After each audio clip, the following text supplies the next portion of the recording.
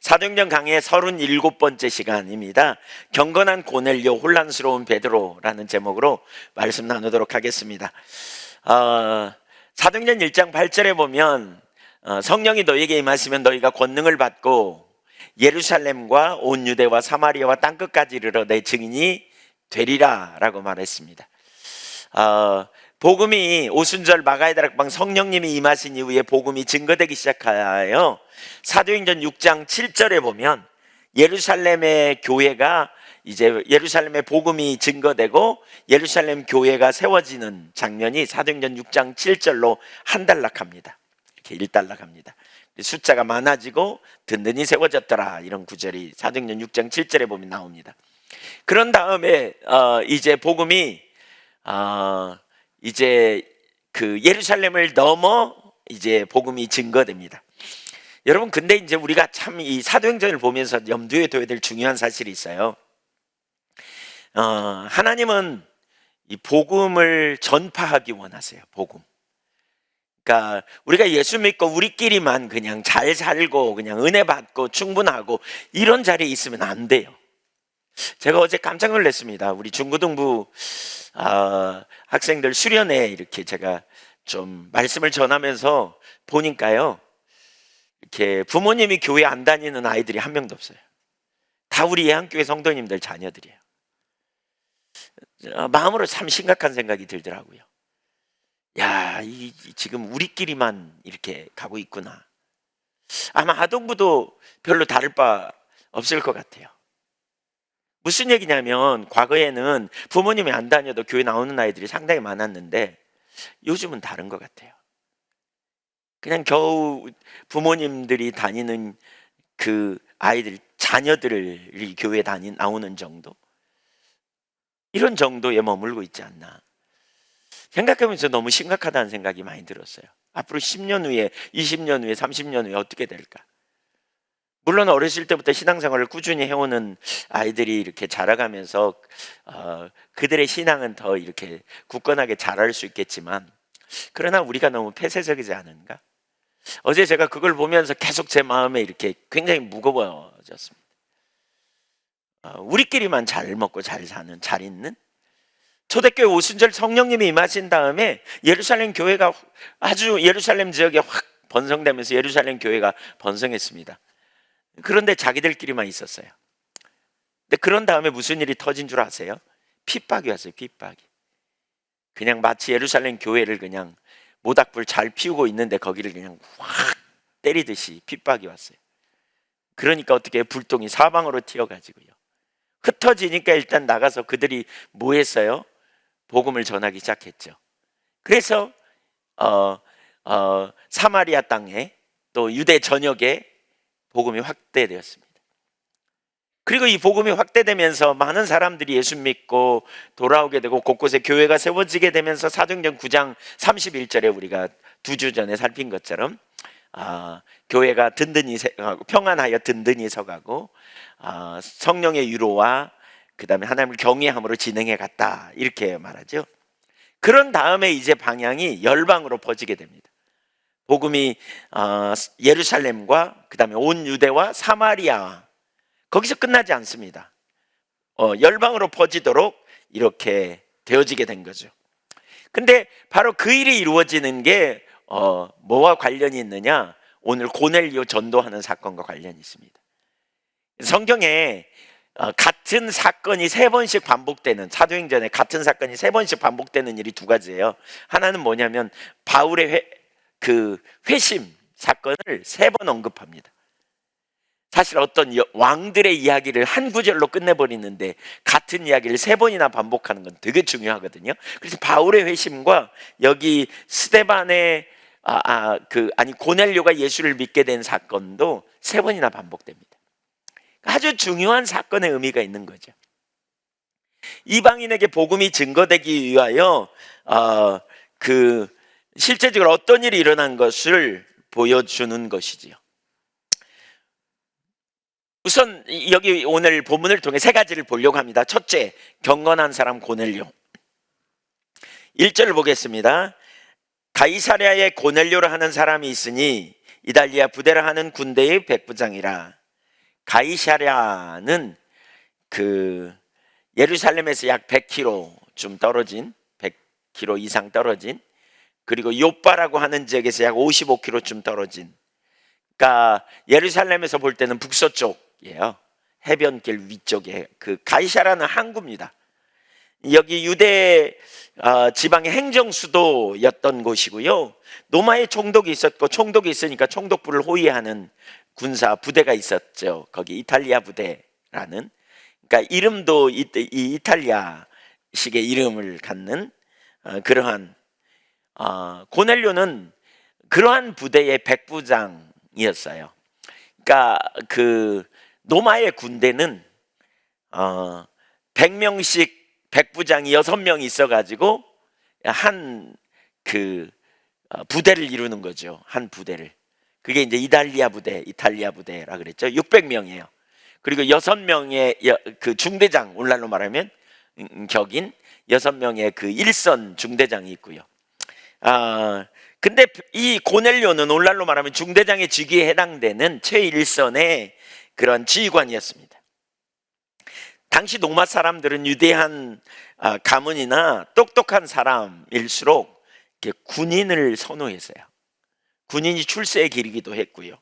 따라서 군인은 굉장한 권세가 있었고 파워가 있었어요. 고넬료는 천하를 제패한 로마 군대의 백부장이었기 때문에 그 권세는 아마 대단했을 거예요. 특별히 그 당시에 천하를 제패한 로마 군사로서, 로마 시민권 로마 군대로서 장이었기 때문에 그 지역에 있는 사람들을 이렇게 착취하는 이런, 그러니까 횡포가 굉장했던 그런 시대였단 말이죠. 이런 시대의 분위기 속에 있었던 로마의 백부장 고넬료는, 그런데 다른 여느 군인과 다르게 그는 매우 경건한 사람이었어요. 2절을 볼까요? 시작. 그가 경건하여 온 집안과 더불어 하나님을 경외하며 백성을 많이 구제하고 하나님께 항상 기도하더니, 우선 고넬료는 경건하여 하나님을 경외하는 사람이었다 이렇게 말하죠. 경건하여라는 헬라어 유세베스라는 말은 유라는 단어와 그 다음에 세보마이라는 단어가 합성됐어요. 유라는 말은 잘한다 그 말이고요. 세보마이는 공경한다 그 말이에요. 그러니까 한마디로 말하면 여기 뭐냐, 공경한다는 말은 잘 섬긴다. 그러니까 경건하다는 말은 잘 섬긴다, 잘 공경한다. 누구를요? 하나님을.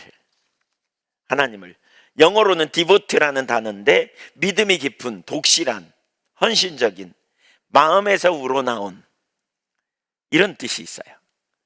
그러니까 하나님을 마음에서 우러나와서 섬기고 독실하게 섬기고 믿음이 깊이 있게 섬겼다는 거죠. 한마디로 말하면 하나님을 잘 섬긴 사람, 이게 경건한 사람이에요. 하나님을 잘 섬긴 사람. 그래서 이 하나님을 잘 섬긴 그 경건이 몇 가지로 나타납니다. 그 뒤에 첫째는 모든 가족들과 더불어 하나님을 경외했다 그랬어요. 그러니까 모든 가족들과 더불어 하나님을 두려워했다. 경외했다는 말은 두려워했다는 말이근데 이것은 막연한 공포심이 아닙니다. 우리가 2주 전에 살폈습니다. 사실 경외가 뭔지 두 가지 의미라 그랬어요. 하나님을, 너무나 놀라운 하나님을 볼 때에 이게 경외심이라는 단어로 사용될 수 있다. 영어로는 오라는 단어인데 너무나 놀라운 하나님을 본 거죠. 그 다음에 두 번째는 그 하나님, 너무나 놀라운 하나님, 영광의 하나님이 가장 소중하고 가장 귀하기 때문에 하나님이 기뻐하시는 삶을 열정적으로 행하기를 사모하는 것, 하나님께 가까이 있기를 원하는, 그래서 방해되는 모든 것들을, 그것이 무엇이든지 우리의 삶에서 적극적으로 버리고 내리는 이 삶을 선택하는 것. 그래서 다른 말로 말하면 경외함이 뭐라 그랬어요? 한마디로 말하면 코람데오다 그랬죠. 코람데오. 하나님 앞에서 사는 삶. 경외하는 삶이 뭐냐? 하나님을 의식하고 사는 삶이에요. 내가 하나님 앞에 있음을 알며 사는 거예요. 나는 하나님 백성으로서 하나님 앞에서 지금 살아가는 사람이다, 이걸 인식하며 사는 거죠. 이게 경외함이에요. 이 경외함. 그래서 경외심은 우리로 하여금 참 신앙생활을 가져와요. 경외심이 있는 사람, 그러니까 경외함이 없는 사람은요, 교회 와서는 그럴듯하지만 삶의 실제에서는 자기 방법대로 자기 생각대로 막 나가는 사람이에요. 그러나 경외심이 있는 사람은 어디서든지 하나님을 경외하기 때문에, 하나님 앞에서 살기 때문에 함부로 안 산다는 거죠. 함부로 안 하고, 그렇죠? 자기 마음의 육체와 욕망을 따라 살지 않아요. 뭘 따라가요? 진리를 따라가요. 하나님을 기쁘시게 하는 삶을 선택해 가는 거예요. 그래서 하나님의 백성의 이 경외심은 정말 중요해요. 경외하는 마음. 경건한 사람에게 가장 첫 번째 요소는 경외함이에요. 경외함.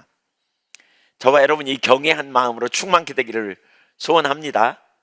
그래서 왜 그러잖아요. 너와 내 자손이 살기 위하여 경외함을 구하라고. 나누어지지 않는 한 마음으로 하나님을 경외하기를 구하라고. 하나님 경외하는 마음이 있어야 죄를 이기고요, 세상을 이기고요, 구별되게 우리가 살아가요. 네. 뭐 예수 믿는다고 말하지만 술에 술 탄 듯, 소위 물에 물 탄 듯, 이런 삶이 아니고 하나님 경외하기 때문에 하나님을 기쁘시게 하는 삶을 선택해 가는 거죠. 근데 고넬료는 이 삶을 자신만 산 게 아니라고요. 그의 가족, 그의 친척, 하인들까지, 또 그를 따르는 부하들에게도 영향을 미쳤다는 거죠. 혼자만 신앙생활 하는 게 아니죠. 경외하는 마음이 있기 때문에, 구별되기 때문에, 또 하나님이 실제 하시기 때문에 가족들에게, 사랑하는 사람들에게 전하지 않고는 안 되는 거죠. 그래서 이게 우리에게 참 필요해요. 이런 자세가. 예, 경외하는 마음. 온 가족이 하나님을 경외하는 가정이었다, 이렇게 말하죠. 두 번째, 경건의 외적인 열매가 고넬료에게는 있었어요. 그게 뭐냐면 구제예요. 구제. 하나님께 인정을 받은 고넬료는 구제하는 일에 힘썼습니다. 군인으로서 월급이 얼마나 되는지 잘 알 수 없지만 사실 다른 군인들은 착취하고 빼앗는 것을 일삼는 상황이었음에도 불구하고 고넬료는 가난한 자들을 돕는 일에 열정을 가졌다는 거예요. 특별히 피정복, 자기들이 정복한 나라의 그 백성들을 돕는 일에 힘썼다는 거죠. 그가 얼마나 많이 구제하는지, 그리고 얼마나 중심으로 정말 구제했는지 하나님에게 그 구제가 상달되었다는 거예요. 상달되었어요. 4절에 보면, 잠언 11장 24절과 25절에 보면 이런 말씀이 있습니다. 같이 읽어볼까요? 흩어 구제하여도 더욱 부하게 되는 일이 있나니 과도히 아껴도 가난하게 될 뿐이니라. 구제를 좋아하는 자는 풍족하여질 것이요 남을 윤택하게 하는 자는 윤택하여지리라. 여러분, 이게 영적인 비밀인가 아세요? 우린 구제하면 우리 물질이 없어지잖아요. 근데 아니라는 거예요. 이게 영적인 법칙이에요. 하나님을 신뢰하는 사람은 구제하는 것이 소비하는 일이 아니라는 거예요. 하나님의 우리를 통로로 구제하는 사람에게 구제할 만한 거를 주시는 거죠. 그래서 여러분, 우리는 흘려 보내는 일을 자꾸 해야 돼요. 고이면 썩어요. 물질에 대해서 고이면 썩어요. 야고보서 1장 27절도 이렇게 말합니다. 시작. 하나님 아버지 앞에서 정결하고 더러움이 없는 경건은 곧 고아와 과부를 그 환난 중에 돌아보고 또 자기를 지켜 새 속에 물들지 아니하는 이것이니라. 참된 경건이 뭔지 말하죠. 구제하는 거예요. 환난 중에 돌아보는 것, 고아와 과부를 돌아보는 것, 또 자기를 지켜 새 속에 물들게 하지 않는 것. 구제, 하나님이 기뻐하시는 일이에요. 우리가 돈을 버는 것도 중요하지만 돈을 잘 쓰는 일을 배울 수 있어야 돼요. 특별히 우리의 신앙은 돈을 어떻게 쓰느냐에 드러나요. 그래서 마틴 루터는 주머니가 거듭난다 뭐 이렇게 말했다잖아요. 우리가 다른 사람을 기쁨으로 섬기는 일이야말로 참된 경건인 걸 기억해야 돼요. 우리 그리스도인이 하나님이 우리에게 주신 사명이 뭐예요? 하나님 사랑, 이웃 사랑 아니에요? 이웃을 사랑하는 실제적인 일이 뭡니까? 우리의 주변에 있는 우리의 사랑하는 이웃, 그렇죠? 우리의 부모님, 우리의 형제, 가까이에는, 더 나아가 우리 교회 지체들, 더 나아가 우리의 알지 못한 사람들을 우리가 돕고 섬기는 자리에 적극적으로 가야 한다는 거죠. 이게 참된 경건이에요. 경건이에요. 이게 외적인 열매로 나타나는 거죠. 여러분은 여러분의 물질을 어떤 개념으로 바라봅니까? 여러분의 미래를 위한 행복의 안전 열쇠라고 봅니까? 아니면 하나님이 우리의 물질의 필요를 채우시고 하나님이 공급하신 능력과 자원으로 삶을 여러분은 인식하고 살아갑니까?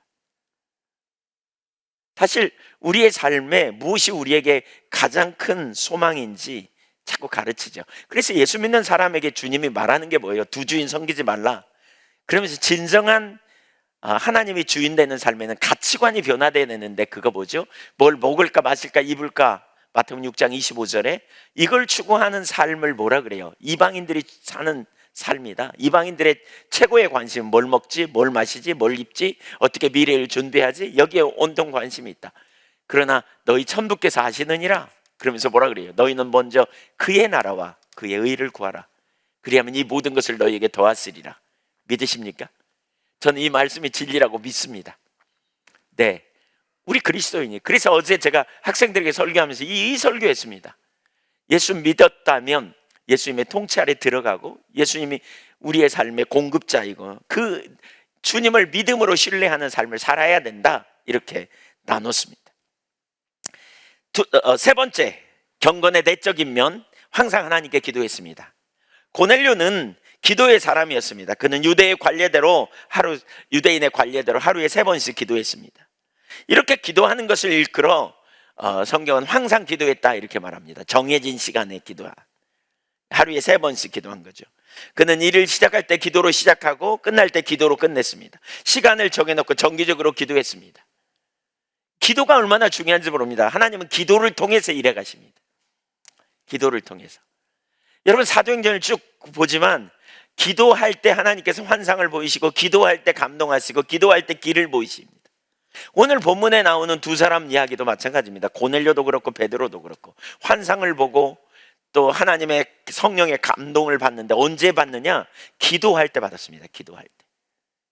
왜 하나님 찾으라, 왜 기도하라 이렇게 자꾸 강조하냐면, 친밀한 사랑의 교제는요 가만히 있을 때 이루어지지 않아요. 여러분, 우리의 초점이 주님께 가고 다른 걸 내리고 주님을 찾을 때 하나님의 의도와 하나님의 뜻을 우리가 알게 되고, 그 가운데 우리가 영적인 돌파를 이루어 나가는 거죠. 기도의 자리가 없이는 안 됩니다. 경건의 중요한 내적인 표시 중에 하나는 기도하는 겁니다. 그럼 그가 뭘 기도했을까요? 필요를 채워달라고 기도했을까요? 문제 해결을 위해 기도했을까요? 당연히 이런 기도도 했겠지만, 하나님이 그의 기도를 응답하신 것을 뒤에 보면 그는 하나님 알기를 구했던 것 같아요. 그는 구원의 길을 알기를 구했던 것 같아요. 그는 하나님의 말씀을 사모했던 것 같아요. 그래서 하나님은 그의 기도에 대한 응답으로 베드로를 보내서 그를 구원의 길을 알게 하시고 성령을 받게 하십니다. 그는 하나님과 관계성에 관심이 있었습니다. 우리의 기도는 하나님과의 친밀한 관계에 관심이 있어야 돼요. 왜 인간에게 비극이 찾아왔습니까? 인간이 하나님과의 관계가 깨지면서, 인간이 하나님의 음성을 듣기보다 마귀의 음성을 들으면서 선악과를 따먹으로 말미암아 관계가 뒤틀리고 깨졌잖아요. 오늘날 이 땅에도 원수 마귀는 여전히 우리 가운데 역사한단 말이에요. 회방한단 말이에요. 두루 삼킬 자를 찾는다 그랬잖아요. 두루 다니며 삼킬 자를 찾는다 그랬잖아요. 오늘날에도 계속해서 원수 마귀는 우리에게 여전히 유혹하는 거예요. 선악과가 행복이야. 하나님의 말씀이 너에게 행복이 아니야. 돈이 권력이고 돈이 능력이야. 여전히 우리에게 거짓말을 던지고 여전히 하나님의 말씀을 대적하게 해요. 그렇기 때문에 우리가 거기서 돌아서서 하나님과 관계에 힘써야 돼요. 초점을 둬야 돼요. 하나님의 음성을 듣기 원하고 하나님을 알기를 구하고 하나님의 임재를 사모하고, 그래서 하나님의 임재가 우리와 함께 할 때 무슨 일이 벌어져요? 환경을 하나님의 눈으로 봐요. 왜 우리가 낙담하고 좌절한 줄 아십니까? 환경을 하나님의 눈으로 못 보니까 그래요. 내 눈으로 보니까, 내 관점으로 보니까, 내 자녀가 변화될 가능성이 하나도 없어 보이고, 내 관점으로 보니까 내 미래가 불투명하고, 내 관점으로 보니까 앞날이 희미한 거죠. 저도 가끔 그런 자리를 자꾸 갑니다. 하나님에게 제 초점이 돌아가 환경을 내 관점으로 바라보면 어떤 때는 마음이 답답해집니다. 이래서 뭐가 되겠나 싶기도 하고, 아무것도 안 될 것처럼 여겨지고. 물론 잠시 잠깐 그러고 있다가, 그럴 때 이제 저는 주님의 보좌 앞에 나갑니다. 그리고 하나님을 찾기 시작합니다. 갈망하고 사모하고, 그때 하나님의 임재가 회복되는 순간에 완전히 달라집니다. 회색빛이 푸른빛으로 바뀝니다. 절망이 소망으로 바뀝니다. 그래 하나님이 하시는데, 하나님이 나와 함께 하시는데 내가 뭐가 염려야? 변화가 일어나요. 언제요? 주님 찾을 때 그래요. 기도의 자리에 갈 때, 주님의 임재를 경험할 때 그래요. 그래서 여러분, 우리가 예배 자리에, 우리가 하나님의 임재가 있는 예배 자리가 그래서 소중해요. 찬양할 때 여러분 그냥 찬양하지 마세요. 사모하고 갈망하면서 하나님을 찾으세요. 하나님 사모하고 열망하고 하나님 나라의 영광을 보기를 원하고 이런 일이 일어나야 돼요. 한마디로 말하면 이 고넬료의 신앙은 내적으로 기도를 통한 하나님과의 친밀한 교제, 하나님을 사랑하는 삶을, 하나님 알기를 구하는 삶을 추구했다면 외적으로는 이웃을 사랑하는 열매를 맺고 있었습니다. 하나님 사랑, 이웃 사랑이 그의 삶에 있었다는 거예요. 그는 이방인이었지만, 그는 유대인이 아니었지만, 그는 정말 하나님을 사랑하고 또 하나님 말씀을 소중히 여기고 그는 이웃을 사랑하는 자리에 있었단 말이에요. 나중에 보면, 뒤에 보면 나오지만 베드로가 그의 집에 도착하자, 고넬료의 집에 도착하자 고넬료는 베드로 앞에 엎드려 절합니다. 그만큼 하나님의 말씀을 사모했어요. 아니, 생각해 보세요. 점령군으로 와 있다니까요. 근데 그 베드로의 앞에 엎드려 절한다니까요. 그만큼 그는 하나님의 말씀을 사모했고 하나님 은혜를 사모했던 사람이에요. 이게 고넬료의 경건이에요. 우리 자신을 한번 생각해 보십시오. 우리는 경건한 사람인가? 우리는 하나님을 잘 섬기는가? 거기에 세 가지 요소를 나눴죠. 뭐가 있어요? 경외하는 코람데오의 삶을 사는 거죠. 그리고 외적으로는 나누려고 해요. 도우려고 해요. 섬기려고 해요. 자꾸 섬기고 나누고 물질을 흘려보내려고 하고 움켜잡는 일을 내리고, 난 그 거룩한 하나님의 행하심의 사랑의 통로가 되어 흘려보내는 자리에 있고, 또 다른 한편으로는 하나님과의 친밀한 교제를 사모하고 하나님의 임재를 갈망하고 사모하는 자리에 있는, 이게 경건이에요. 네 번째로, 그렇게 되니까 이 고넬료에게는 영향력이 있었어요. 주변의 사람들에게 신앙의 영향이 흘러갔던 걸 볼 수 있어요. 참된 경건은 많은 사람에게 영향을 미쳐요. 왜냐하면 신앙이 실제이기 때문이에요. 여러분, 형식적인 신앙과 실제적인 신앙을 구분해야 돼요. 예배당에 오지만, 말씀을 듣지만 지식에 머무르는 거죠. 이론에 머물러요. 형식에 머무르는 거예요. 근데 진짜 신앙은 뭐라고요? 말씀이 실제야. 하나님의 말씀이, 하나님이 살아계셔. 오늘도 우리와 동행하시고 오늘도 운행하시는 분이야. 그래서 하나님의 말씀하시면 삶을 조정해. 실제적인 신앙은 말씀 앞에 삶을 조정해요. 말씀 앞에 순종하고 따라가는, 이게 실제적인 신앙이에요. 근데 지식에 머물고 형식적인 신앙에 머무르면 알아 그러고 있는 거죠. 이거 나 다 알아, 아는 얘기야, 뭐 이렇게. 이거 심각합니다. 실제적인 신앙은 그래서 주변에 영향을 미쳐요. 실제적인 신앙이 있는 사람은 자꾸 뭔가 움직여요. 실제적인 신앙에 있는 사람은 자꾸 하나님 앞에서 삶이 조정되어져요. 그렇기 때문에 주변에 있는 사람들이 영향을 미쳐요. 삐지면 그냥 오래 가지 않아. 계속 가는 게 아니야. 삐지면 어떻게 해요? 어떻게든지 하나님 뜻을 이루려고 가는 거예요. 관계에서도 자꾸 다투고 싸우는데 그냥 머무르지 않아요. 다투고 싸우지만 어떻게 해요? 조정해요. 그냥 조정해요. 그래서 저는 이렇게 되어 가야 된다고 봐요. 여러분, 우리가 진짜 경건에 있다면 부부간의 관계가 나이 먹을수록 좋아져야 된다고 생각해요. 과거에 잘못한 거 깨달으지만 얼른 회개하고 또 용서도 하고. 왜? 살아계신 하나님이 그걸 원하니까. 그렇지 않아요? 하나님 기뻐하시는 삶이 뭔지, 가장 가까운 이웃인 내 아내와 내 남편 사이에 다툼이 끊어지지 않는다면 그거 얼마나 심각해요. 예수를 오래 믿었는데 원수처럼 맨날 싸우고 다투면 어떻게 되겠어요? 실제가 아닌 거죠, 신앙이. 이건 형식입니다. 이론에 불과합니다. 입술로 아멘 할지라도 가까이 있는 사람, 여러분, 왜 상처가 없겠어요? 특별히 오래 사신 부부들, 우리 젊은 남자들 잘 들으세요. 제가 보니까요, 내적 치유하면서 이렇게 보면, 연세 드신 어르신들 보면 이제 나이 먹으면 이렇게 남성 호르몬이 나와갖고 여자분들이 남자 이렇게 별로 안 좋아해요. 남자 없어도 잘 살아요. 과거에는 없으면 못 살 것 같았는데. 근데 이제 나이가 먹으면 여자들이 이제 여성 호르몬이 나와갖고 자꾸 아내 가까이 가고 싶어. 아내가 받아줘야지. 없어. 귀찮아. 그냥 삼시세끼 밥 먹는다고 삼식이라 그러면서 구박해. 막 구박해. 나이 먹으면 눈 떴다고 두드려 맞는 데잖아요. 왜 눈 뜨냐고 이렇게 아침에 일어나면서. 이 무슨 얘기예요? 다 그냥 나온 게 아니에요. 젊었을 때 잘해야 돼요. 젊었을 때. 신앙의 실제가 난다면 젊었을 때 진짜 배려하고 섬기고 돕는 일 해야 돼요. 잘못했으면 지금부터라도 잘못했다고 싹싹 빌고 잘하려고 해야 되고요. 또 아내들도 마찬가지죠. 연세 드셔보니까 이제 전세 역전되셨습니까? 전세 역전되셨다고 남편 그냥 함부로 대하지 마세요. 좀 하나님이 그렇게 말씀하시지 않잖아요.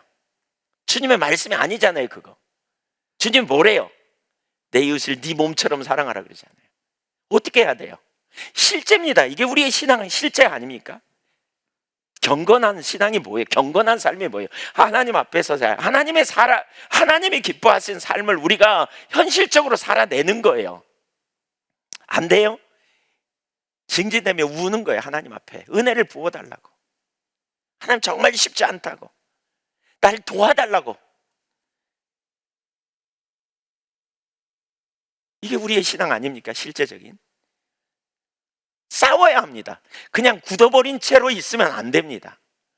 경건함의 실제는 우리의 삶의 영향력으로 나타나야 돼요. 제가 보니까 연세 드신 어르신들 이렇게 보면 신앙이 되게 좋은 것 같아도 부부간의 관계 보면 신앙이 하나도 안 좋아. 신앙이 실제가 아니에요. 예수 믿었는데 달라져야 되지 않겠어요? 은혜 받았으면 좀 달라져야 되지 않겠어요? 주님이 기뻐하시는 삶이 뭔지 좀 선택해야 되지 않겠어요? 정말 죽을 일 아니면 죽을 것 같아도 사랑하기로 작정하고 선택하고 가야 돼요. 맞죠? 제가 없는 말 하는 거 아니죠? 성경적이죠? 네, 우리가 그렇게 가야 돼요. 고민해야 돼요. 이게 경건의 실제 아닙니까? 하나님 기뻐하신 삶이 뭡니까? 이게 실제적인 삶이죠. 우리 가운데 정말 하나님 기뻐하시는 삶이 뭔지. 하나님 끝까지 부부가 해로하고 잘 살게 하잖아요. 한 몸이잖아요. 부부가 한 몸. 우리 이 일을 해야 합니다. 이 일을 해야 합니다.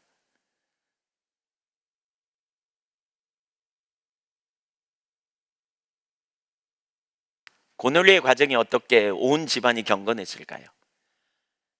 고넬료가 막 함부로 대하면서 막 자기 하고 싶은 말 막 하면서 배려하지 않으면서 온 집안이 경건한 하나님을 경외하는 가정이 됐을까요? 저는 아닐 거라고 생각해요. 그 시대의 남자들이 부엌에 들어가는 일은 절대 없었겠지만 어쩌면 고넬료는 부엌에 들어갔을지도 모르겠다 싶어요. 배려하고 사랑으로 섬기고 온 집안이. 고넬료 가족만, 자녀들만 그런 게 아니에요. 하인들까지 다 하나님을 경외하는. 어떻게 그럴 수 있었겠어요? 모범을 보였겠죠. 그의 사랑으로 섬겼겠죠. 내 주인이 믿는 하나님, 진짜 하나님이구나.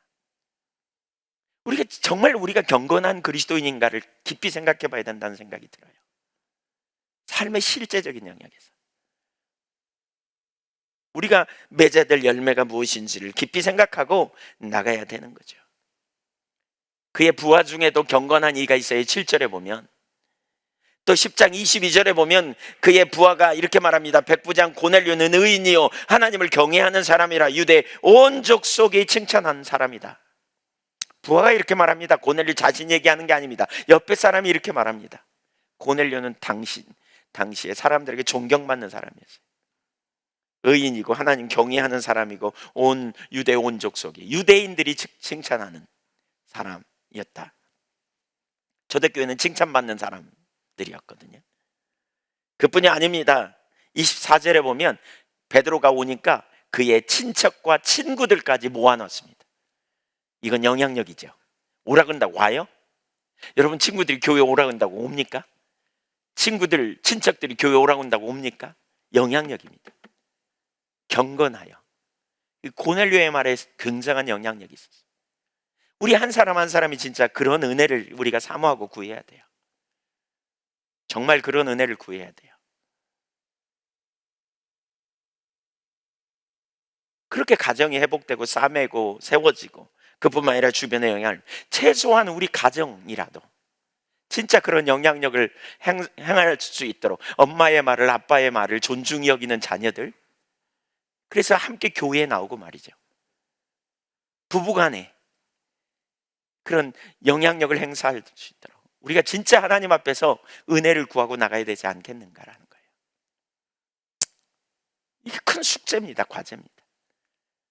하나님은 우리에게 이웃을 사랑하라고 말하되 실천하며 나가도록 우리를 초청하고 계시잖아요. 말과 혀로만이 아니라 진짜 우리가 사랑하는. 제가 어제 정말 심각하다는 생각이 들렸어요. 교회 안에 담을 치고 우리끼리만 있는 이게 아닌가라는 생각. 우리에겐 정말 주변에 영향력이 있는가? 안 믿는 불신자들을 향해 정말 사랑으로 섬기고 나누는 자리에 우리가 더 가는가? 그 일이 우리가 얼마나 절실하게 필요한가? 먼저 가정에서부터 그 일을 해보자니까요. 경건한 삶을 살아보자니까요. 여러분의 친척을 향해 그러한 사랑을 보이자니까요. 사실 그러더라고요. 계속 선물 보내고 사랑하면요, 마음이 녹아내려요. 안 녹아내리는 게 비정상이에요. 안 녹아내릴 수가 없어요. 가족도 마찬가지예요. 진짜 사랑으로 섬겨보시자고요. 상대편의 요구를 들어줘. 사랑은 필요를 채워주라는 건데 사랑으로 섬기는 거예요. 내가 그리스도인으로서 못할 일이 뭐 있어요? 하나님 기뻐하시는 일이고 영혼 구원하는 일인데, 그게 하나님을 내가 기쁘시게 하는 삶인데, 실제적인 영역에서 우리가 이 코로나 전국에 얼마나 많이 코로나 블루가, 코로나 우울증이 유행하다 그래요. 왜 우울증이 가득해요? 외로워서 그래요. 힘들어서 그래요. 혼자인 것처럼 느껴져서 그래요. 함께 편이 되어주고 함께 해주고 마음을 모아주고 섬기고 우리가 그런 자리에 더 가자니까요. 잘못한 거 정말 중심에 회개하고, 잘못했다고 지적하면 또 미안하다고 그러고, 우리 잘못했다고 지적하면 막 성질 내잖아요. 그만 좀 하라고. 상대편이 풀려야 풀리는 거예요. 그러니까 계속 우리가 사과하고 회개하고, 부부간의 관계에서 계속 사과하고 용서를 빌고 또 고치려고 하고, 안 되면 은혜를 구하고, 또 그러면서 상대편을 진짜 사랑으로 섬기고, 우리가 이 자리에 가야 되겠다 싶어요. 그런 가정이 되기를 간절히 원합니다. 아멘. 두 번째 하나님의 응답입니다. 3절 4절을 보겠습니다. 하루는 제9시쯤 되어 환상 중에 밝기 봄에 하나님의 사자가 들어와 이르되 고넬료야 하니, 고넬료가 주목하여 보고 두려워 이르되 주여 무슨 일이니까? 천사가 이르되 내 기도와 구제가 하나님 앞에 상달되어 기억하신 바 되었으니. 여기 구시경, 이 말은 우리나라로 말하면 오후 3시입니다. 오후 3시에 여기 고넬료가 기도하는 시간을 가졌다는 거죠. 환상은 인간의 의식이 깨어있는 상태에서 하늘의 소리를 듣거나 천사를 눈으로 만나는 이런 일이라고 합니다. 할 수 있습니다. 여호와의 천사가 들어와 환상 중에 고넬료의 이름을 부릅니다. 그리고 그의 기도와 구제가 하나님께 상달되고 기억되었다, 이렇게 말해요. 상달됐다는 말은 올라갔다, 그 말이거든요. 요한계시록 8장 4절에 보면 성도들의 기도가 하늘에 상달되었다, 올라갔다, 그런 표현이 있는데, 고넬료의 기도와 구제가 하나님 보좌에게까지 올라갔다. 그러니까 이건 뭘 의미해요? 어떤 기도와 구제는 올라가지 못할 수도 있다, 이걸 말하는 거잖아요. 어떤 구제, 어떤 기도가 올라가지 못할까요? 마태복음 6장에 보면 그런 표현이 있죠. 너희가 기도할 때, 너희가 구제할 때, 너희가 금식할 때 뭐라 그래요? 은밀한 중에 보시는 하나님 앞에서 해라. 사람에게 보이려고 하지 말라. 저희는 자기 상을 이미 받았느니라. 무슨 얘기예요? 사진 찍는 구제 이런 거 하지 말라는 거죠. 남에게 보이려는 구제, 사람 앞에 보이려고 하는 거, 이런 거 하지 말라는 거죠. 하나님 앞에 하라는 거죠. 고넬료의 구제는 바로 그런 구제였어요. 남 의식하고 다른 사람에게 인기 끌려고 하는 구제가 아니었다는 거죠. 그래서 하나님이 그의 구제를 인정하셨다는 거죠. 하나님의 뜻과 일치된 기도, 하나님의 뜻과 일치된 구제. 그래서 고난을 유로하시고 격려하십니다. 참 놀라운 일입니다. 그는 이방인이었어요. 그러나 하나님께서 그를 인정하십니다. 율법적인 지식과 형식적 규례에 얽매여 있던 유대 종교 지도자들과 완전히 대조되죠. 고넬료는 유대인이 멸시하는 이방인이었음에도 그의 삶은 하나님 앞에 경건히 드리는 산 제사였죠. 로마서 12장에 너희가 너희 몸으로 산 제사를 드리라 그랬잖아요. 행실로 그런 삶을 살았어요. 그런 그에게 하나님은 이제 천사를 보내십니다. 왜 천사를 보냈을까요? 가장 귀한 선물을 그에게 주시기 위해 보낸 겁니다. 그 가장 귀한 선물이 뭡니까? 구원의 길입니다. 그는 이웃을 사랑하고 하나님을 사랑하는 이 율법을 성취하고 있었지만 그에게 한 가지 부족한 게 있었어요. 그게 뭡니까? 영혼 구원입니다. 아무리 경건하게 산다 할지라도 결국 그 경건으로, 개인의 경건과 능력으로 구원에 이를 수 없는 것이죠. 그래서 경건하게 살았던 이 고넬료를 하나님이 기억하시고 그에게 구원의 길을 알게 하시려고 베드로를 보내신 것입니다. 모든 인간은 예수 그리스도로만 구원받기 때문에, 그렇죠? 예수님 없이 구원받지 못하기 때문에 구원의 길을 알지 못하는 그에게 하나님께서 구원의 길을 알게 하시기 위해서 베드로와 만나도록 인도하십니다. 5절 6절을 보겠습니다. 같이 읽죠. 시작. 내가 지금 사람들 요빠에 보내어 베드로라는 시몬을 청하라. 그는 무두장이 시몬의 집에 유숙하니 그 집은 해변에 있다 하더라. 여기 보세요. 이 두 구절 보세요. 여러분, 아주 자세히 알려줍니다. 육하 원칙 비슷하게 제가 좀 살펴볼게요. 언제? 찾아보세요. 거기 찾아보세요. 언제? 지금. 어떻게? 사람을 보내라는 거예요. 사람을 보내라. 어디로? 요빠 해변에 있는 무두장이 시몬의 집으로 보내라는 거예요. 그래서 가서 뭐 하라는 거예요? 무엇을? 청하라는 거예요. 누구를 청하라고요? 시몬 베드로를. 여러분, 아주 자세히, 아주 구체적으로 알게 하세요. 한번 따라해주세요. 하나님은 우리 수준에 맞게 말씀하신다. 예, 이 고넬료 수준에 맞게 말씀하시는 거예요. 지금 자세히 구체적으로 가르쳐요.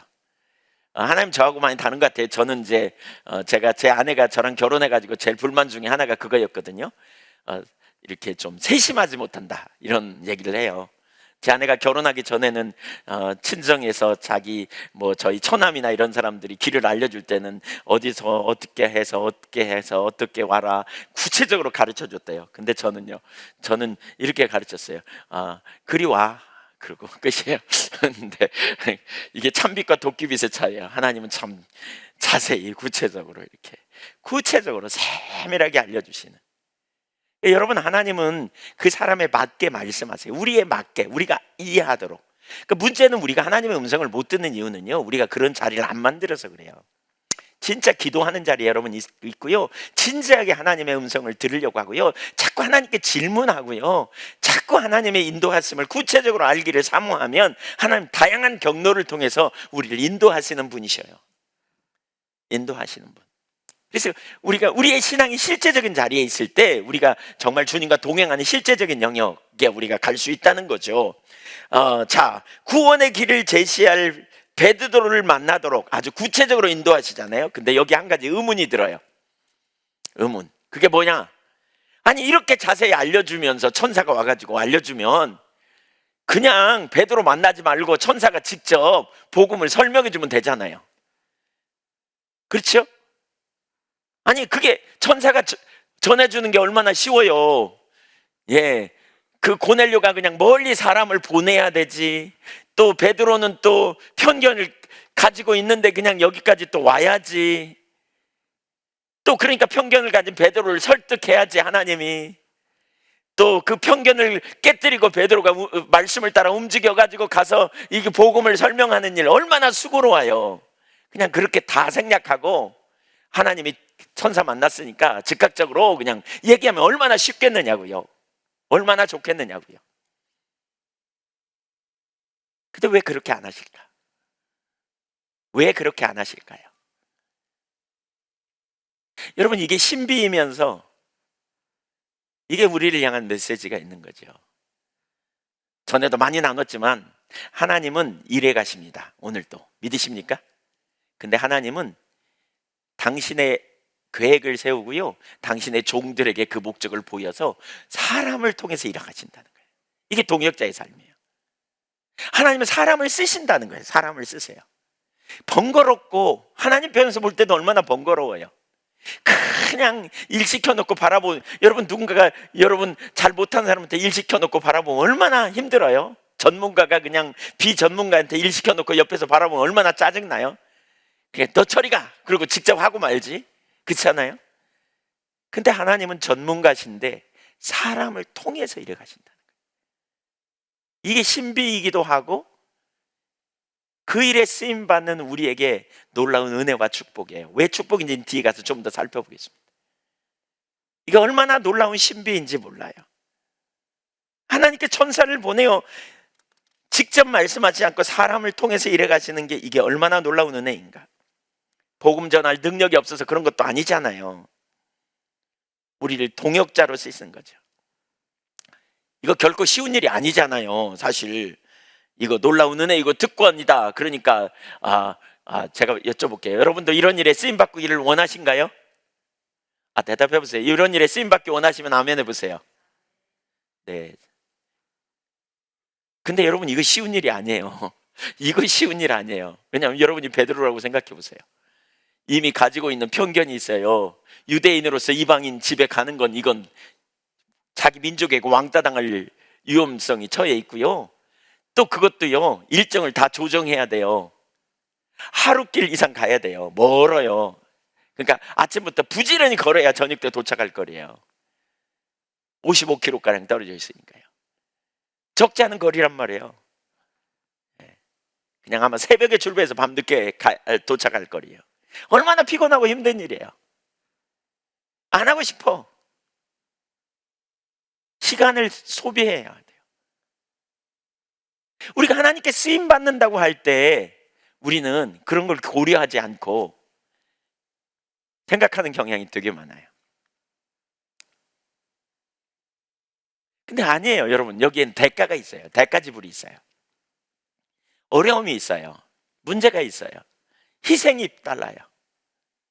때로는 물질적인 희생이 따르고 시간을 소비해야 되고 정해놓은 어떤 내가 계획했던 일을 다 철회할 수도 있어요. 한번 생각해 보세요.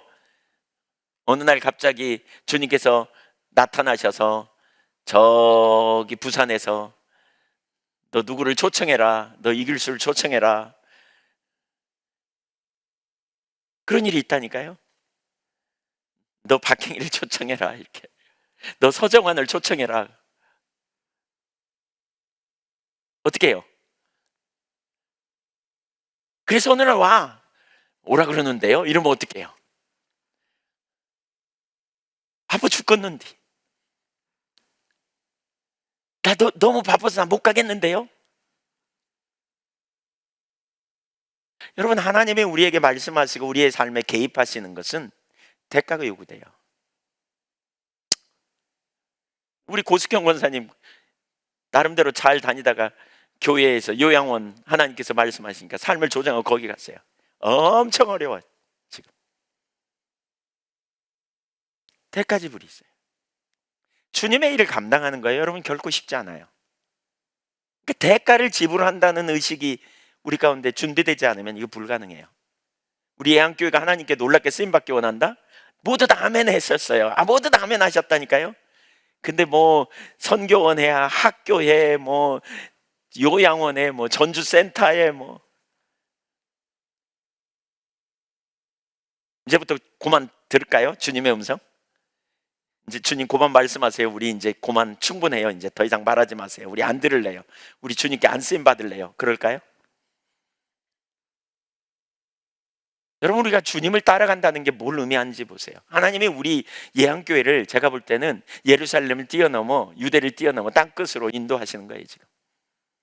그래서 토요일 날도 보니까 우리 해외 선교위원회에서 그 해외 유학생들 섬기는 일을 막 지금 하고 있어요.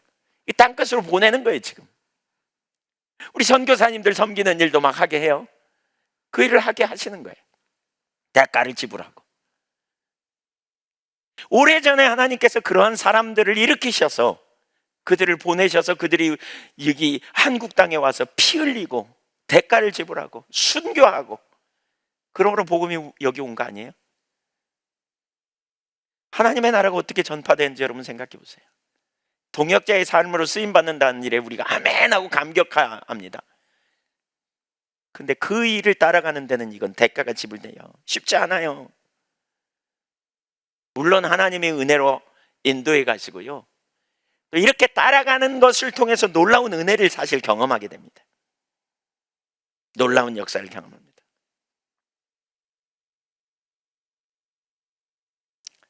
기억할 사실은 하나님은 누군가에게 우리를 청하라고 하실 수도 있다는 거죠. 저는 전주 레슬링 팀 섬기는 일, 전주 그 학생들 섬기는 일을 하나님께서 우리에게 초청하셨다고 보고요, 요양원의 어르신들 섬기는 일, 그 일도 우리에게 초청하셨다고 저는 믿어요. 우리가 가고 있잖아요. 다음 세대 세우는 일, 우리를 초청하신 거예요. 부르신 거예요. 사나리 학교 세우고 부르신 거예요. 그래서 우리 저기 김유미 선생님도 아프리카에서 불렀어. 이리 와라 이렇게.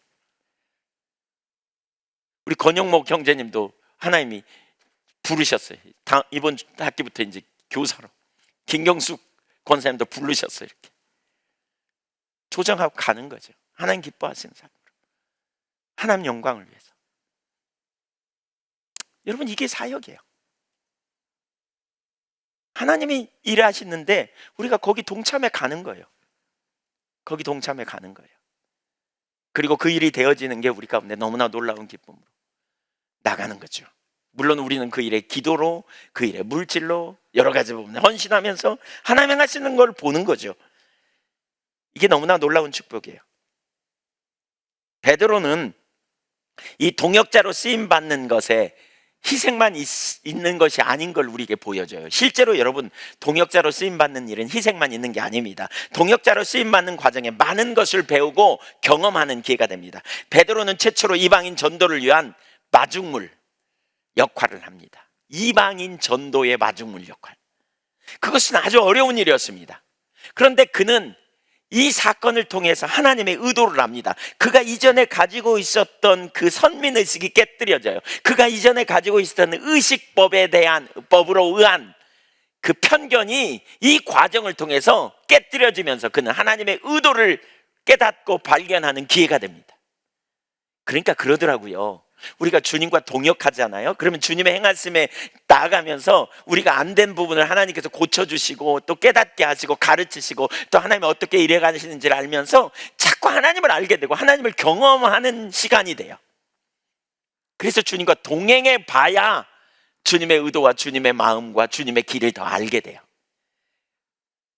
귀찮으니까 안 해. 난 못해. 난 알아서 할 사람 하세요. 나는 가만히 있을래요. 여러분, 이러면 아무 일도 안 일어나요.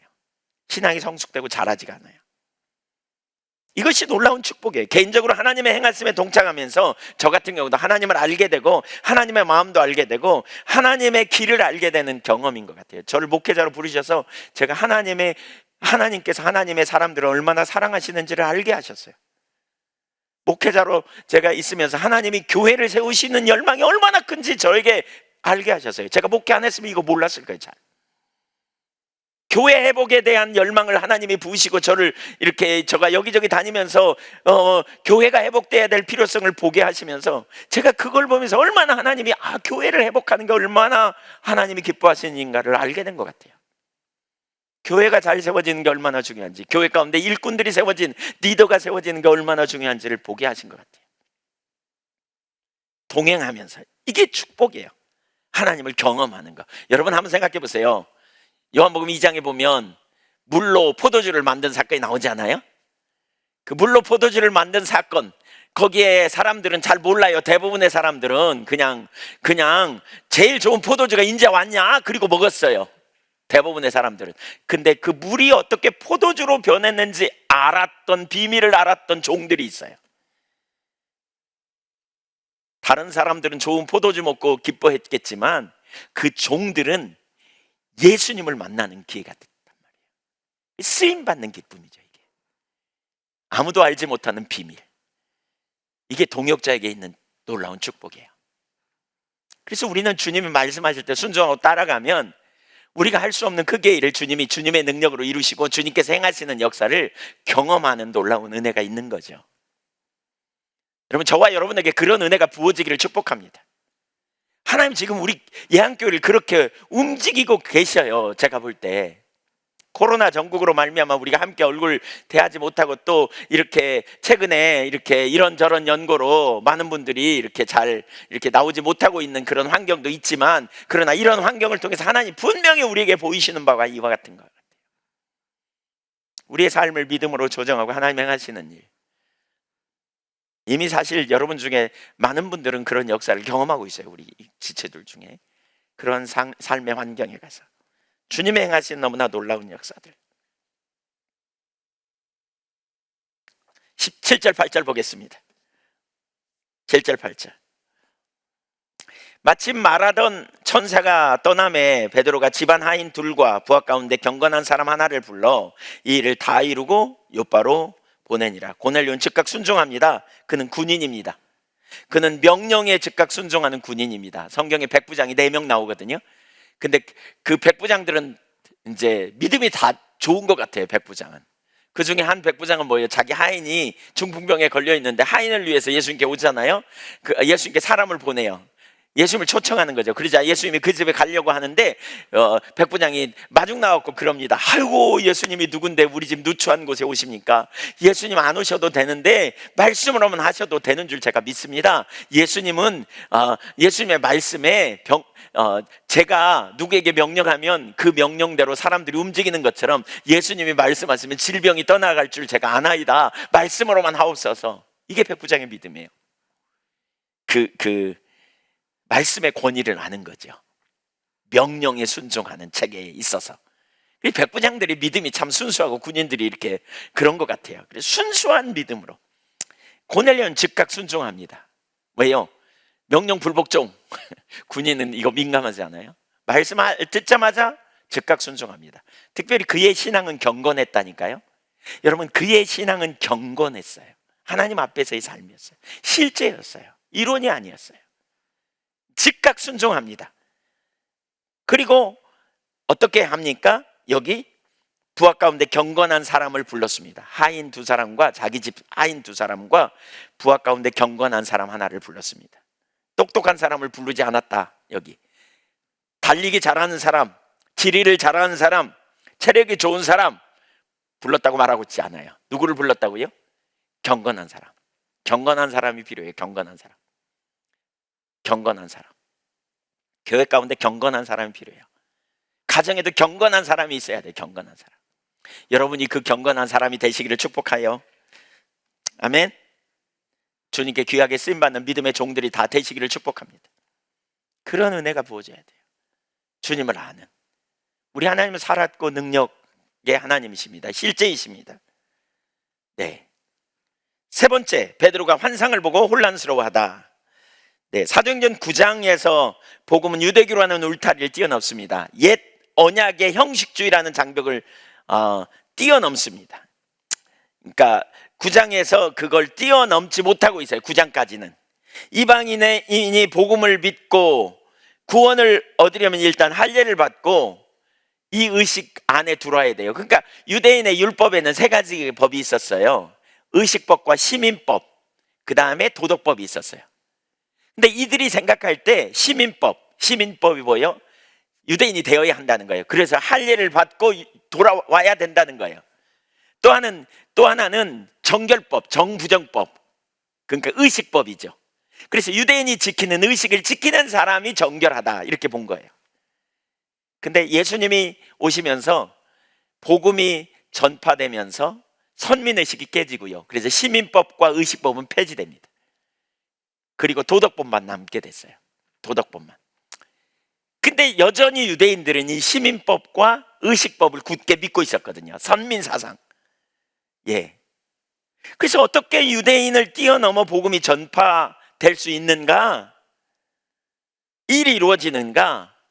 바로 그 일을 위해서 이방인에게 복음을 전파되기 위해서 이 의식이 깨져야 됐어요. 사도행전 13장부터 사도 바울을 통해서, 바울과 바나바를 통해서 복음이 이방인에게 이제 구체적으로 전해지기 시작하거든요. 근데 그 전에 이게 깨뜨려지기 위해서 어떤 일이 벌어져야 됐느냐, 선민의식 또 의식법이 깨져야 했어요. 그게 방해되는 거죠. 그래서 하나님께서 고넬료에게 베드로를 청하라고 하신 후에 베드로의 삶에 일하십니다. 9절을 보겠습니다. 이튿날 그들이 길을 가다가 그 성에 가까이 갔을 그때 베드로가 기도하려고 지붕에 올라가니 그 시간은 제6시더라. 그러니까 낮 12시에 베드로가 기도하러 올라갔습니다. 여러분, 기도해야 된다니까요. 기도하는 시간에 역사가 일어나잖아요. 여기 기도하는 사람에게 환상을 보여서 보내고, 기도하는 사람에게 환상을 보여서 하나님이 역사하세요. 기도해야 돼요. 성령의 인도하심을 받기 원합니까? 하나님과 친밀한 교제 가운데 있기 원합니까? 기도해야 돼요. 기도하지 않고는 친밀한 교제 가운데 절대 못 가요. 기도하지 않고는 안 돼요. 기도함으로 그 일이 이루어져요. 그래서 우리는 깨어 기도해야 돼요. 기도해야 돼요. 고넬료가 환상을 본 이튿날 낮 12시, 고넬료가 보낸 사람들이 오고 있는 시간에, 고넬료가 사람을 보냈잖아요, 베드로에게. 바로 그 시간에 가까이 왔을 그때에 베드로는 환상을 보고 있었어요. 10절 보겠습니다. 그가 시장하여 먹고자 하며 사람들이 준비할 때 황홀한 중에 하늘이 열리며 한 그릇이 내려오는 것을 보니 큰 보자기 같고 네 길을 메어 땅에 들이웠더라. 그 안에는 땅에 있는 각종 네 발을 가진 짐승과 가는 것과 공중에 나는 것, 기는 것과 공중에 나는 것들이 있더라. 하늘에서 그릇이 내려왔다 그랬어요. 그릇이 내려왔다. 보자기 같은 게 쌓여 있다. 이걸 어떤 학자는 주님의 품에 이미 안긴 거다 이렇게 말하더라고요. 근데 어쨌든 그 안에는 걸어다니는 것, 기어다니는 것, 날아다니는 것들. 근데 거기에는 레위기 11장에 보면 이스라엘 백성들이 먹을 수 있는 음식과 먹지 못할 이 동물이 있거든요. 예를 들면 짐승은 발굽이 갈라지고 대새김질을 하는 것만 먹을 수 있어요. 소는 가능하죠. 근데 돼지는 안 돼. 그래서 돼지는 부정한 음식이라 그래요. 왜? 대새김질 못하니까. 발굽은 갈라졌지만. 그래서 이렇게 정부정법을 가지고 있는 거예요. 이게 의식법이거든요. 그러니까 베드로는 거기에 되게 익숙해 있어요. 근데 환상이 오는데 뭐 온갖 그냥 정부정 이런 게 뒤섞여 가지고 내려온 거예요. 그러면서 뭐라 그러느냐, 여기 13절에 소리가 있으되 베드로야 일어나 잡아먹으라 이렇게 말해요. 베드로가 깜짝 놀랍니다. 14절 보세요. 베드로가 이르되 주여 그럴 수 없나이다. 속되고 깨끗하지 아니한 것을 내가 결코 먹지 아니하였나이다. 아이고 말도 안 돼요 주님, 내가 어떻게 그걸 먹어요, 이런 거죠. 근데 여기 보면 재밌는 단어가 있어요. 주여 그럴 수 없나이다 그래요. 베드로는 예수님을 뭐라고 불러요? 주여라고 불러요. 이 말은 주인님의 약자예요. 예수님을 주인이라고 불러요. 근데 그럴 수 없나이다 그래요. 여러분, 주인이 말하면 절대 복종해요. 맞죠? 주인이 말았습니다 이렇게 돼야 돼요. 근데 그럴 수 없나이다 이렇게 말해요. 왜 그럴까요? 베드로가 왜 이렇게 말했을까요? 베드로는 이전에도 2번이나 그러다가 책망을 받았던 적이 있거든요. 예를 들면 마태복음 16장 22절에 보면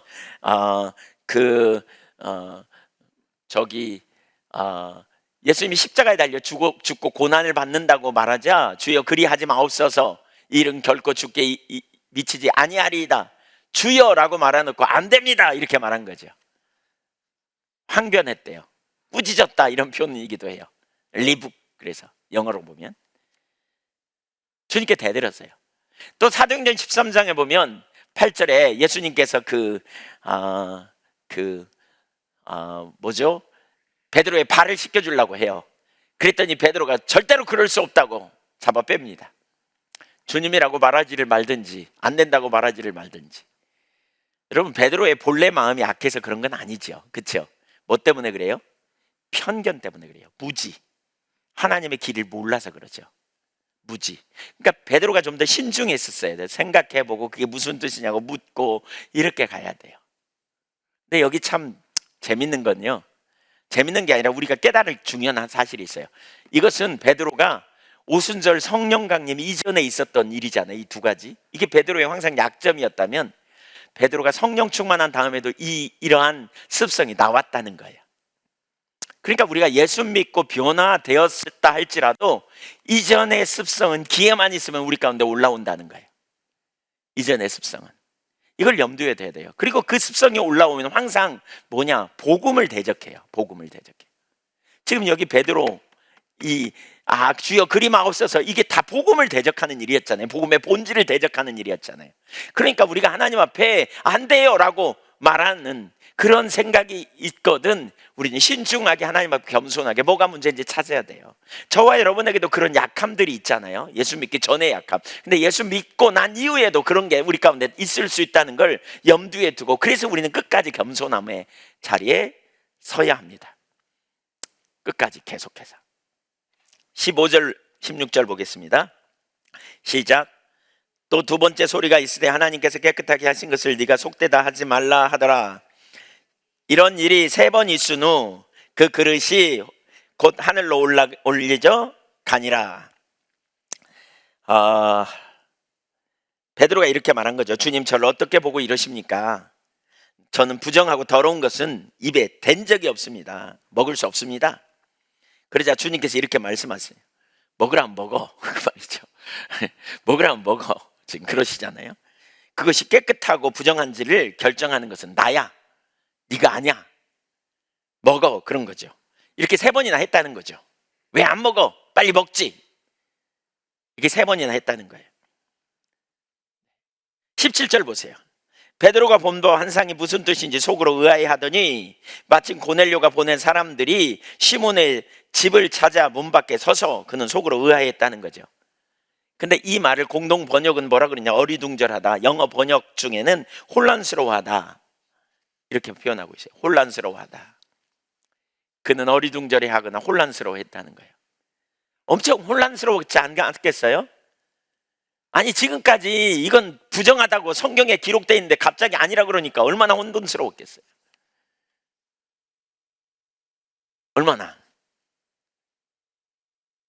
근데 왜 주님이 이렇게 하실까? 이방인 전도를 위해서 그의 혼돈을 깨트리신 거예요. 이건 시작에 불과해서요, 사실. 근데 사실 베드로는요, 여기 보면 무두장이 시몬의 집에 가 있었다 그랬거든요. 무두장이 시몬의 집에. 무두장이가 누구냐면 가죽 만드는 사람이에요. 가죽 공장하는 사람. 근데 죽은 짐승의 가죽을 벗기는 일을 하기 때문에 유대인의 입장에서 볼 때는 그 가죽 만드는 그 무두장이는 부정한 사람이에요. 베드로는 한편으로는 상당히 이미 마음이 열려 있었던 사람이에요.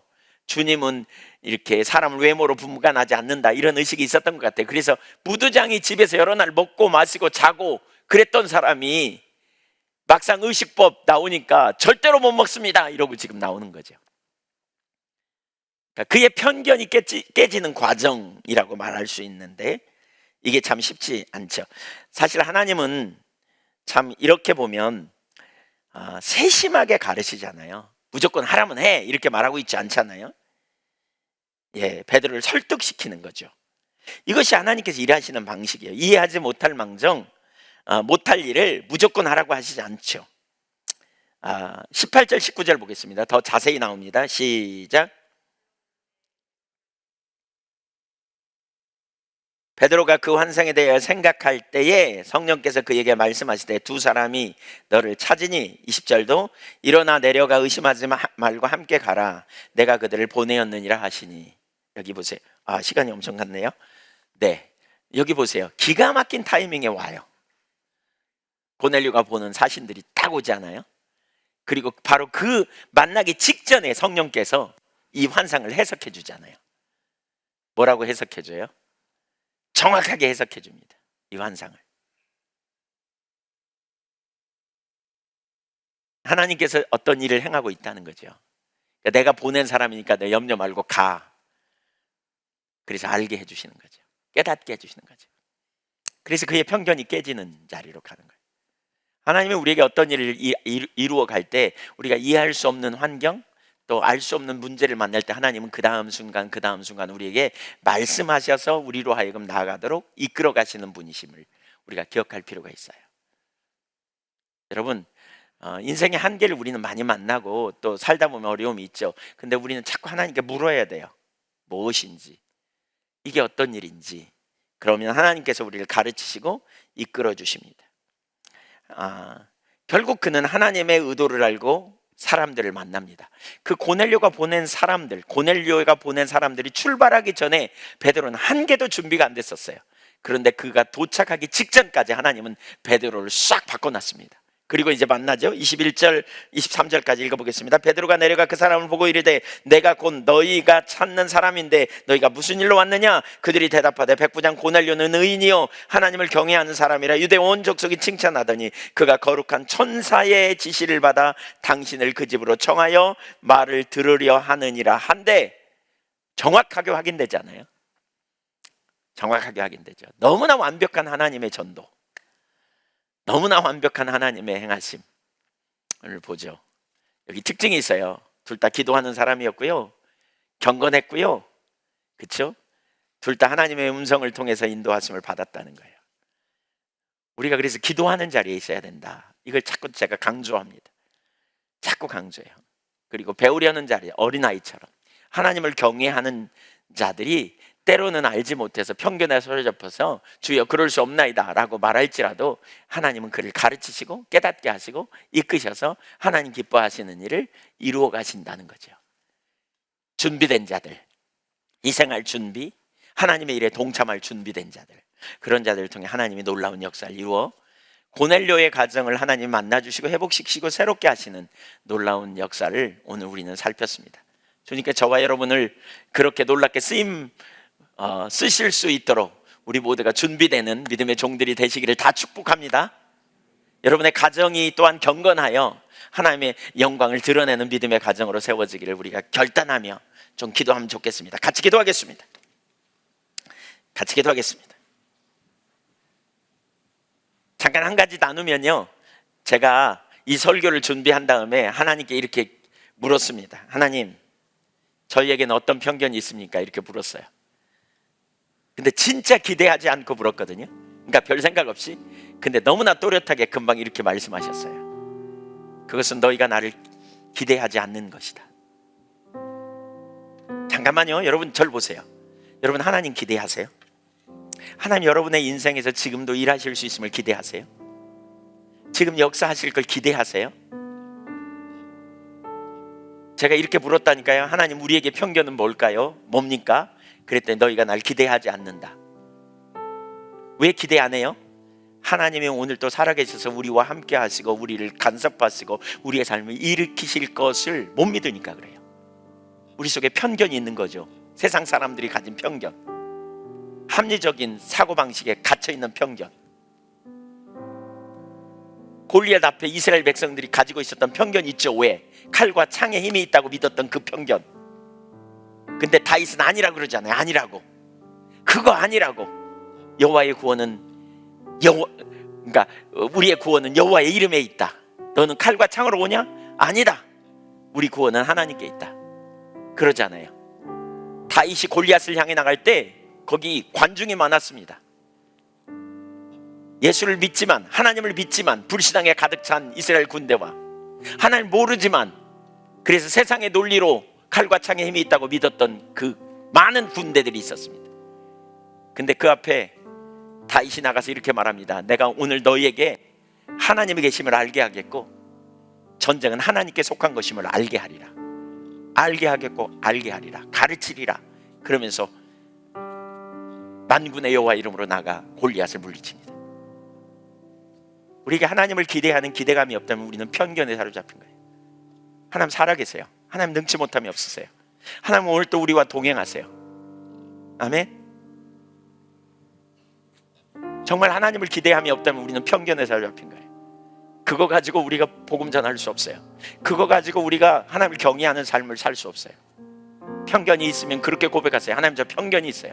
하나님, 저 믿음이 없는 것 같아요. 하나님, 저 하나님을 기대하는 기대감이 제 속에 없어요. 그러니까 두렵고, 그러니까 맨날 낙망하고, 그러니까 맨날 절망하고, 하나님 보지 않고 환경 보고 뒤집어져요. 하나님 용서해 주세요. 제가 믿음으로 주님 의지해요. 주님은 가장 완전한 길을 예비하고 계시고 주님은 가장 좋은 것으로 우리에게 준비하고 계심을 신뢰해요. 우리 이렇게 고백하며 좀 나가면 좋겠어요. 같이 기도하겠습니다.